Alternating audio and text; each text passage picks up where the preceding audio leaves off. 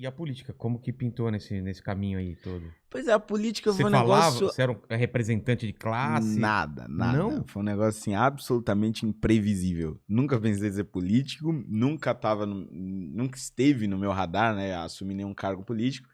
Mas aí, em 2015, participando das manifestações pelo impeachment da Dilma, eu comecei a criar gosto pela coisa, né, a me interessar sobre como tudo isso funcionava. E na época eu fazia parte do MBL, que decidiu que era melhor ter candidatos do que ficar só se manifestando, porque, enfim, em determinado momento só se manifestar na rua não É. leva a lugar nenhum. E aí a gente meio que lançou a minha candidatura como uma espécie de cobaia, assim, tipo, vamos ver se Vamos dá ver o que que certo dá. aí, esse negócio de fazer campanha pela internet. E acabou que deu certo, né? Então, assim, a minha eleição foi um negócio meio inesperado. Eu, particularmente, não achava que ia ser É eleito. mesmo? Mas como que você entrou no MBL? Como você começou, assim, conhecer os caras e tal? Como que foi assim? No cursinho pré-vestibular, eu tive um professor, na verdade ainda era no ensino médio, né, nessa transição. Eu tive um professor de língua portuguesa, nunca vou esquecer, o nome dele era Moisés. E o cara era afiliado no PT. E por alguma razão ele começou a ver em mim, a enxergar em mim alguma, sei lá, alguma tendência política, ou porque eu falava bem, não sei. E aí ele começou a me provocar com alguns temas políticos, né? E Ah, ele era de esquerda, então ele sempre provocava com temas de esquerda. Só que eu tava cagando pra aquilo, não queria saber de nada daquilo. Até que um dia ele me falou do negócio das cotas raciais. tá.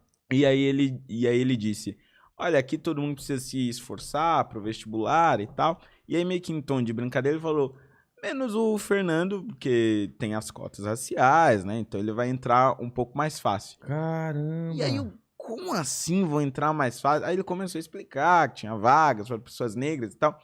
E assim, mesmo sem entender muito ainda na época, aquilo já me deixou meio puto, sabe? Meio indignado. Ele meio que falou, relaxa, cara. É, Mesmo tipo, que você não estude bem. Meu, foi você bem. vai entrar. É, E assim, eu hoje acho que ele fez de propósito mesmo, para me claro, claro. provocar. E aí eu fui começar a pesquisar sobre isso. E aí encontrei vários autores, enfim, youtubers, etc, que falavam contra as cotas raciais, aí eu comecei a me interessar por aquilo, e aquilo me levou para assuntos econômicos, para autores liberais e tal, e aí eu fui me interessando por política, e depois de um ano eu comecei a gravar vídeos sobre política. Até que num desses vídeos o MBL me encontrou, e aí me Ah, convidou para entrar pro movimento. então já vamos começar falando sobre cotas. Nesses seus estudos, o que que você entendeu que é errado? Porque você é contra cotas, né? Sim, sou Ou, contra a conta. primeiro, como que surge essa ideia de cotas e por que que você é contra? Porque é uma coisa que eu já conversei aqui com o Paulo Cruz, com Uhum. bastante pessoas, para tentar entender, né? O quão é benéfico, o quão isso daí é um problema. Qual que é a sua opinião sobre isso, então? Eu acho que assim, é inegável que a gente tem racismo no Brasil e que isso é uma herança da escravidão, que foi uma escravidão mal abolida, né? É, Só que o sistema de cotas, na minha opinião, ele acaba, na verdade, reforçando esse preconceito. Tem um autor, né, que é o Thomas Sowell, que eu sempre cito ele, que ele estudou o sistema de cotas em vários países, inclusive nos Estados Unidos, da onde ele é. E aí ele percebeu, dos vários dados e vários argumentos que ele tem um que é muito interessante, que é o seguinte. Quando os Estados Unidos começou a ter um sistema de cotas lá, eles chamam de ações afirmativas, é, eles começaram também a contratar professores universitários por meio de cotas. E aí o que acontecia? Como aquele cara, ele era em tese, o melhor, mas o melhor entre os negros e não o melhor entre todos, e o critério ele era muito subjetivo, quem é negro, quem não é negro, etc., os outros professores universitários começaram a desconfiar da capacidade daqueles professores negros e excluíam eles das grandes pesquisas. como pareceu daquele professor quando ele falou de você. Exatamente. É. E aí começavam a excluir eles de pesquisas, artigos científicos, debates de qualidade, etc., porque viam eles como incapacitados. E a mesma coisa começou a acontecer com alunos dessas universidades que eram selecionados por meio de cotas.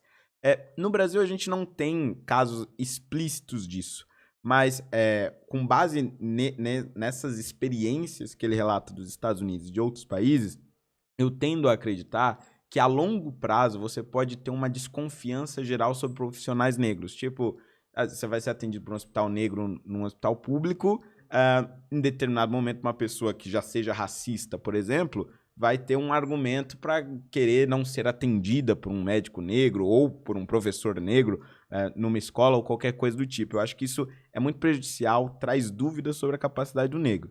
E outro ponto é a seleção dessas pessoas. Como é muito difícil você dizer até que ponto uma pessoa ela é branca ou negra, ou parda ou negra, você precisa de alguma maneira dizer quem é pardo e quem é negro. A Prefeitura de São Paulo tentou resolver esse problema criando uma comissão. Tipo, você passou por meio de cotas, então você vai se submeter a uma comissão que vai olhar suas características físicas, seu cabelo, o seu tom de pele, e com base nessas características fisiológicas, ela vai dizer se você pode ou não entrar naquela vaga. Caramba. Quer dizer, vai te julgar pela cor, para tentar evitar fraude, mas de outro lado você humilha a pessoa ali, selecionando ela desse jeito.